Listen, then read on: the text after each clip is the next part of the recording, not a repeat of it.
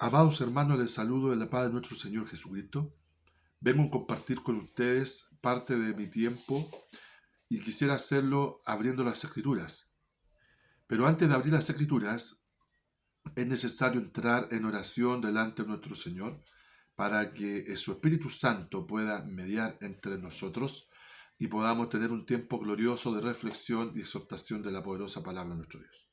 Cerramos nuestros ojos y oramos a nuestro Dios. Amado Padre, gracias le damos por este tiempo que usted nos concede de poder apartar, bendito Dios, un momento para abrir las Escrituras.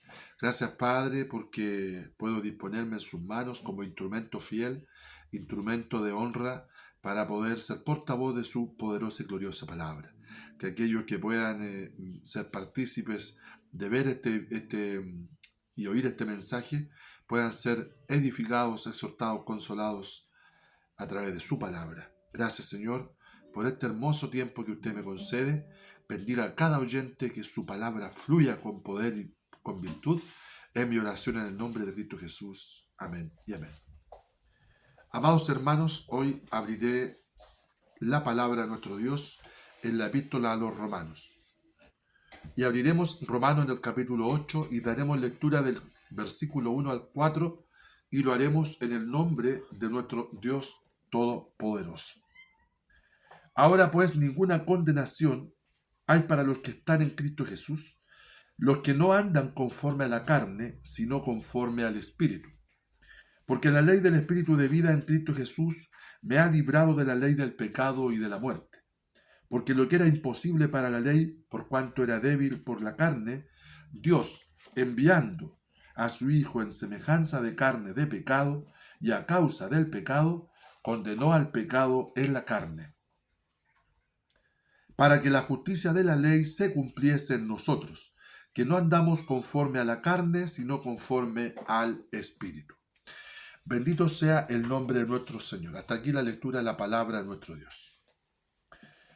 El apóstol Pablo en este apartado, ya en el capítulo 8, viene haciendo una oración de transición en la cual dice, ahora pues, es decir, a consecuencia de, o por lo tanto, ¿cierto? Ninguna condenación, es decir, por lo que viene diciendo anteriormente, en el cual él hace, ¿cierto?, una exposición respecto de la situación del creyente y su impotencia de poder lograr la libertad y la santidad por sus propios medios personales. Por lo tanto, en el versículo anterior dice, gracias doy a Jesucristo, Señor nuestro, porque con la mente sirvo a la ley de Dios, mas con la carne a la ley del pecado. Tenemos que hacer una diferencia entonces. Hay dos leyes que convergen y que compiten entre sí. La ley del pecado que mora en nuestros miembros, en nuestro cuerpo mortal, y por otro lado, la ley del espíritu que mora en nuestra alma. Ambos están en constante pugna y hay una batalla que se cierne en nuestra mente y en nuestros pensamientos para ver quién al final triunfa al final del día y puede llevarse entonces el galardón o el botín. Gloria a Dios para siempre. Nuestro Señor nos invita a que nosotros podamos, a través de la obediencia a nuestro Señor Jesucristo, el cual a través de su obediencia insertó en nosotros la ley de Dios a través del Espíritu Santo. Él se hizo siervo, se hizo hombre, se hizo pecado por nosotros los hombres, para poder entonces así, a través de su obediencia, vencer el pecado y sujetar la ley del pecado bajo sus pies. Por lo cual, para cada creyente, el pecado ya no reina sobre nosotros, sino que nosotros hemos vencido el pecado a través de la obediencia mediante nuestra fe en nuestro Señor Jesucristo, a aquel que venció la muerte, gloria a Dios para siempre, y sepultó el pecado para que el pecado no reinase sobre nosotros. Nuestro Señor Jesucristo nos libera de esta situación de estar constantemente luchando y estando atados al pecado, atados a nuestra concupiscencia y de alguna manera influenciados y asediados por este poder tan grande que es el pecado, el cual lleva a la muerte. Gloria a Dios para siempre. y se describe de una forma en que el pecado es también aquello que gobierna al viejo hombre, aquello que gobierna a aquel hombre que no ha nacido de nuevo, que no ha nacido en el Espíritu, sino que está todavía sujeto a su concupiscencia, como decíamos anteriormente, a su propia iniquidad, a sus malos pensamientos, sus malos deseos, a la vanagloria de esta vida, a la vanidad de sus ojos, a los deseos de su corazón, y por lo tanto no ha sujetado en obediencia y fe su corazón y sus pensamientos a la obediencia a la palabra de Dios, a la ley del amor, a la ley de la fe, a la ley de la palabra de nuestro Dios. Por otra parte, tenemos también que dice la palabra de Dios, porque la ley del Espíritu de vida en Cristo Jesús me ha librado de la ley. Es decir, nosotros no teníamos ninguna opción de ser librados por nuestros propios medios. Gloria a Dios, sino que el Espíritu de vida en Cristo Jesús me ha librado de la ley del pecado y de la muerte.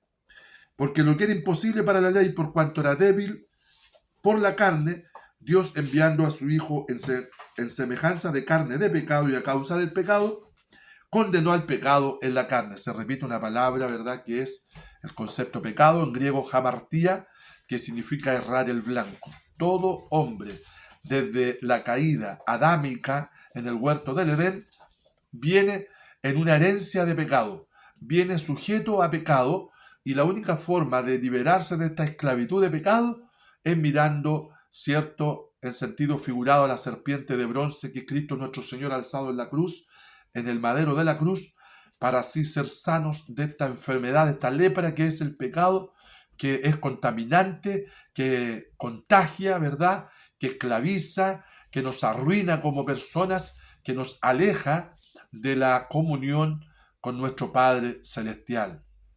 Pero nuestro Señor Jesucristo, en su muerte, nos hizo libres para vivir sujetos entonces ahora a la libertad gloriosa de los hijos de Dios. Ya no estamos entonces sujetos a servidumbre, sino que la ley de Dios, de Cristo en nuestros corazones, nos ha librado del poder del pecado. Para que la justicia de la ley se cumpliese en nosotros. ¿Por qué? Porque en la muerte de Cristo nuestro Señor, Él cumplió todos los requisitos y todos los mandamientos y todas las demandas de la ley que el hombre por sus propios medios no podía cumplir, porque el hombre era sujeto a pecado en forma permanente. Pero el que no hizo pecado, por nosotros se hizo pecado para llevarnos al Padre. Él nos dejó su Espíritu Santo, que es nuestro ayo, que es nuestro pedagogo, nuestro tutor, aquel que nos ayuda, nuestro ayudador y nuestro consolador. Es aquel que nos guía a toda verdad y a toda justicia, para no seguir errando el blanco, para no seguir fallando delante de la santidad de nuestro Dios, ante las demandas justas y santas de un Dios 3 veces santo, que lo único que quiere es entablar una relación de amistad y de fidelidad con el hombre, pero el hombre, en su afán de cometer pecado y en su debilidad, en su carne, gloria a Dios para siempre, falla vez tras vez, y así se va alejando de la perfecta comunión con nuestro Dios.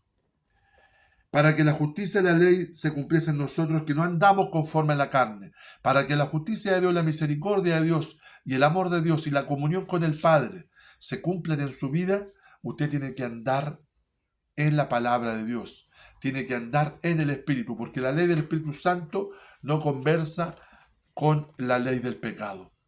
Se contraponen entre sí, son contrastes completamente opuestos. De una manera sencilla, podemos decir que de una llave no pueden salir, o de una fuente no pueden salir dos clases de agua. Saldrá agua salada o saldrá agua dulce, pero ambas es muy difícil que puedan brotar de una fuente, de una sola fuente. Gloria a Dios para siempre. Entonces, este contraste nos lleva a una serie de contrastes en el cual hablamos de dos poderes, como decíamos anteriormente, que están en pugna: el poder del pecado y el poder del Espíritu. Claramente, el mismo poder del Espíritu de Dios que le dio el triunfo a nuestro Señor Jesucristo y a los primeros mártires de la historia, en la historia de la iglesia primitiva, es el mismo poder que actúa hoy a favor de usted y a favor de mí. Un poder que está vigente, un poder que todopoderoso, un Dios que a través de nuestro Dios todopoderoso nos da la victoria sobre el pecado. Pero nosotros debemos poner nuestra voluntad para sujetar nuestros pensamientos. El apóstol Pablo en otro pasaje dice, llevando todo pensamiento cautivo a la obediencia de Cristo, para que no estéis otra vez sujetos al yugo de la esclavitud del pecado, sino que ahora todas las cosas viejas pasaron y aquí todas son hechas nuevas. Bendito su nombre para siempre. Más adelante el apóstol Pablo con toda certeza le dice a los romanos, pero vosotros no vivís según la carne, sino según el Espíritu. Pero dice, pero hace una salvedad. Si es que el Espíritu de Dios mora en vosotros, y la palabra morar, el concepto morar quiere decir habitar en forma permanente en nosotros. No podemos invocar al Espíritu Santo en forma intermitente. Debemos ser llenos del Espíritu Santo para así tener una perfecta comunión con el Padre. Y si alguno no tiene el Espíritu de Cristo, no es de él. Nuestro apóstol Pablo, gran amigo apóstol Pablo, nos está haciendo un desafío tremendo, que podamos invitar en oración, en temor de Dios, a nuestro Señor, invitar al Espíritu Santo a morar en forma permanente en nosotros, porque es la única herramienta, el único recurso poderoso que tenemos para vencer el pecado y para alejarnos de él. Gloria a Dios para siempre, porque al Hijo de Dios al maligno no le toca. Pero dice aquí claramente que si alguno no tiene el Espíritu de Cristo, no es de él. Por lo tanto, si usted, si yo no tenemos en forma permanente el Espíritu de Dios, si no buscamos la pleroma, el pleroma agion, la plenitud del Espíritu Santo en nuestras vidas, no estaremos entonces en la categoría de ser definidos como hijos de Dios, sino que no somos de él, dice. Si alguno no tiene el Espíritu de Cristo, no es de él. Y el Espíritu de Cristo no es otro que el Espíritu Santo de Dios morando en nosotros.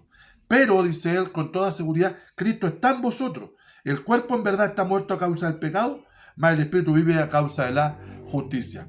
Por Cristo, dice el apóstol Pablo en los Hebreos, somos muertos cada día.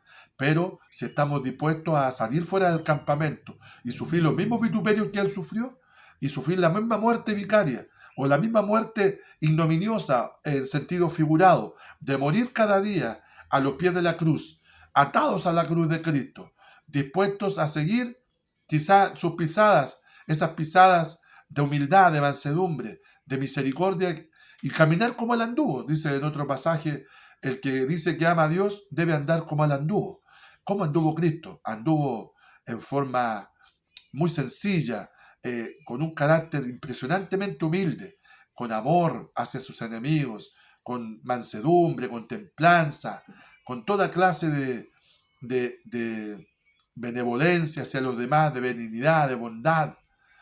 Y por qué no también decirlo con un corazón tan misericordioso que no hacía acepción de personas, estaba dispuesto a sentarse en el estrado de un templo, como así también sentarse en las escalinatas y compartir su pan con el hambriento y con los parias de la sociedad, al punto que los fariseos se escandalizaban cuando decía, ¿quién es este que comparte y come pan con las prostitutas? Gloria a Dios para siempre, porque nuestro Dios nos dejó un ejemplo de vida, el cual hoy por hoy se ha desvirtuado de muchas formas, y se está buscando y se está predicando un evangelio diferente, el evangelio del egocentrismo, un evangelio centrado en el propio yo, y han dejado de lado la justicia, la misericordia y la fe. Dios nos ayude para ser cada día más constantes, más perseverantes y reverentes al punto que podamos encontrarnos con este desafío de vivir en el Espíritu. Porque no hay otra forma. Se han escrito muchos libros de exitismo, de las 7 claves del éxito, cómo ganar almas, cómo hacerse millonario, cómo ser feliz, la clave de la felicidad, la clave del éxito, la clave de la prosperidad. Pero para el cristiano la clave para vivir en perfecta comunión con el Padre es andar en el Espíritu. Le dejo cordialmente invitado a que usted pueda hacer una seria reflexión acerca de este pasaje tan maravilloso, una de las epístolas más gloriosas que nos ha dejado uno de los apóstoles el apóstol a los gentiles más prominente, que es el apóstol Pablo, el antes llamado Saulo de Tarso, que fue perseguidor de cristianos y que posteriormente se encontró con esa visión gloriosa del Cristo resucitado y su vida fue transformada de un perseguidor a un predicador y pregonero del Evangelio de Cristo Jesús. Así también nuestro Señor nos ofrece transformar nuestras vidas, nos ofrece un desafío tremendo: andar en el Espíritu, vencer la carne, andar en el Espíritu para vivir una vida gloriosa y productiva delante de nuestro Señor. Para Dios que viva honra y gloria, Y le invito a seguir entonces escudriñando la epístola a los Romanos, que es una epístola fascinante, que sin duda le dará mucha riqueza espiritual a su vida y traerá mucha bendición a su alma. Se despide entonces de usted, amigo oyente y amigo hermano, su servidor Marco Barriento, en la paz de Cristo Jesús. Amén y amén.